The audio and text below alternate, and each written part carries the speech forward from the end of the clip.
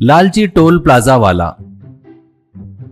मेरठ में वीजू करके एक आदमी एयरपोर्ट पे काम करता था। उसको कुछ समय पहले से चोरी करना नहीं जम रहा था, इसलिए वो काम कर रहा था। ये बात शेषु नामक कॉन्ट्रैक्टर को पता थी कि वीजू पहले चोर था, इसलिए वो हमेशा वीजू का अपमान करता था। इससे वीजू को बहुत गुस्सा आता था, इसलिए वीजू वहाँ काम करना छोड़ देता है। ये बात उसके दोस्त अमित को पता चलती है और वो वीजू के पास आकर, अमित, वीजू दुखी मत हो रे, उस बेवकूफ के बारे में पता है ना, साइको है वो साला। उसको किसी के बारे में कुछ पता चला तो उसे चिढ़ाता है, अपमान करता है, आगे वाले को रुलाता है और खुश होता है। उसके ऊपर से उसका भाई एमएलए है ना, इसलिए कई प्रकार के कॉन्ट्रैक्ट लेकर जमकर कमा रहा है। तू लोड मत ले यार, छोड़ना यार। वो सब सुनकर वीजू चुप ही रहता है, कुछ नहीं बोलता है। ऐसे कई महीने बीतते हैं। वीजू अमित को फोन करके एक जगह पर आने को कहता है। अमित वहाँ जाता है तो वहाँ एक हाईवे पर एक टोलगेट दिखता है। वो देखकर अमित, क्या है रे ये, काम छोड़ने के बाद 3 महीने तक दिखा नहीं, अब दिख रहा है, तो ये टोलगेट पर काम कर रहा है क्या, ऐसा पूछता है। वीजू, यार क्या समझ रहा है, ये टोलगेट अपना ही है रे, मैंने ही सेट किया है। वो शेषु ने जब से मेरा अपमान किया ना, तब मेरे अंदर का चोर जागकर हर्ट हो गया रे, इसलिए मैं क्या हूँ दिखाने के लिए मैंने ये टोलगेट सेट किया है। ऊपर से इधर से ज्यादातर नॉन लोकल गाड़ियाँ ही चलती है, हाईवे वाले की नजर इधर नहीं पड़ती। अब से अपन दोनों इसमें बैठकर फुल पैसा कमाएंगे, फुल वसूल करेंगे। इसके लिए अमित भी ठीक है बोलकर मान जाता है। फिर अगले दिन से अमित और वीजू दोनों मिलकर टोल गेट सेट करके आने जाने वालों से टोल वसूल करने लगे। टोल गेट का रेट कम होने से लोग भी ज्यादा ध्यान नहीं दे रहे थे और पैसा देकर जा रहे थे।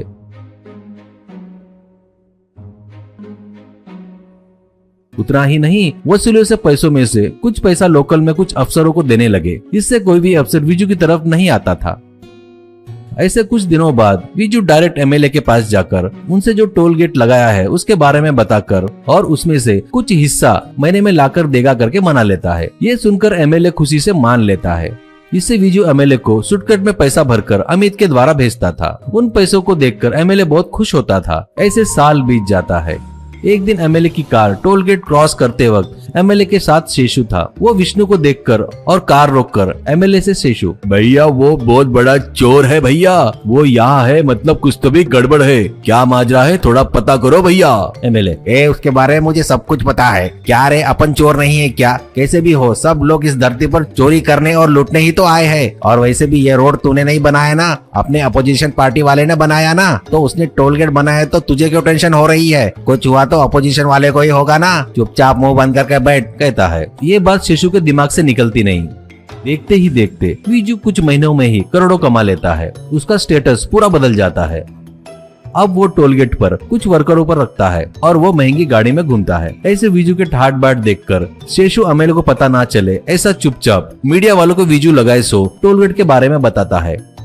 इससे एक बार वीजू टोलगेट में रहते वक्त मीडिया वाले सभी आकर उसे घेर लेते हैं। मीडिया वाले के साथ शेषु को देखकर वीजू को शेषु का प्लान पूरा समझ में आता है। तभी एक पत्रकार को बुलाकर उससे वीजू, देखिए सर, मैं क्या, मेरी जिंदगी क्या, ये टोल गेट एमएलए जी और उनके भाई शेषु का है। सर देखिए वो आपके पीछे ही तो खड़ा है, मैं तो सिर्फ यहाँ एक काम वाला हूँ। करोड़ों जमा होते हैं तो मैं अपने हाथों से उन्हें देकर आता हूँ सर। कम से कम अब तक उन्हें 100 करोड़ रुपए तक दिया होगा। मैंने कई बार उन लोगों से ऐसा धोखा नहीं करना चाहिए करके बोला तो वो मुझे मारते थे सर, और मुझे चोर करके ठप्पा लगाए सर। मेरे परिवार से भी मुझे दूर कर दिए। मेरे परिवार वाले अब कहाँ है मुझे पता नहीं सर। अब मैं कैसे जीऊंगा सर, आप ही बोलिए। मैं मानता हूँ मैंने गलती किया, इसलिए मेरी गलती की सजा के तौर पर मैं एमएलए के लिए खड़ा होकर एक पैसा ना लेते हुए जिंदगी भर लोगों की गुलामी करूंगा सर। इससे ज्यादा मैं और कुछ नहीं कर सकता, ऐसा कहता है। बस एक बार में ये खबर न्यूज चैनलों में आने से सीएम खुद एमएलए को राजीनामा देने लगाते हैं।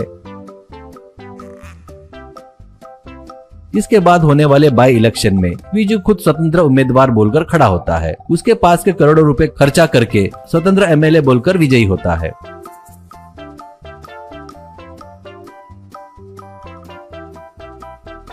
ऐसे जीतने के बाद वीजू एमएलए के घर जाकर वहाँ शेषु को थैंक्स कहता है और बाद में एमएलए से वीजू, सॉरी भैया, बुरा मत मानो, आप बोले तो मुझे हमेशा आपसे प्यार रहेगा भैया। मेरे नकली टोल गेट से मुझे एनकरेज किए, मुझे करोड़पति बनाए, लेकिन मैंने कुछ नहीं किया भैया, ये सब आपके भाई ने किया है। अचानक मीडिया वालों को बुलाकर मुझे फंसाना चाहता था भैया। मैं भी एक इंसान हूँ ना भैया, डायरेक्ट जेल में कैसे जाऊँ? मैं भी मेरे से बड़े को फंसाना चाहिए ना, इसलिए बचने के लिए आपको फंसाया भैया। इसमें प्लान वगैरह दुश्मनी कुछ भी नहीं है भैया। ठीक है भैया, बाय बाय, फिर मिलेंगे भैया। भैया अगर आपको कहीं टोल गेट लगाएंगे तो पहले मुझे ही बताना भैया, कहकर चला गया। ये देखकर गुस्से में एमएलए शेषू से, क्यों रे दलिंदर, तो ये काम तूने किया क्या? अबे तेरे को बोला था ना उसके आड़े में मत जाना करके, कितनी बार बताया रे? बढ़िया, हर महीने बहुत सारा पैसा लाकर दे रहा था, उसको खवलाया, मेरे एमएलए की पदवी गई, घर में बैठ के रोने लायक कर दिया ना, मरेगा रे तू अब मेरे हाथों से, बोलकर एमएलए जमकर मारता है। दोस्तों, अगर आप इंडिया से हैं तो जल्दी से वीडियो को लाइक करके चैनल को सब्सक्राइब कर लीजिए।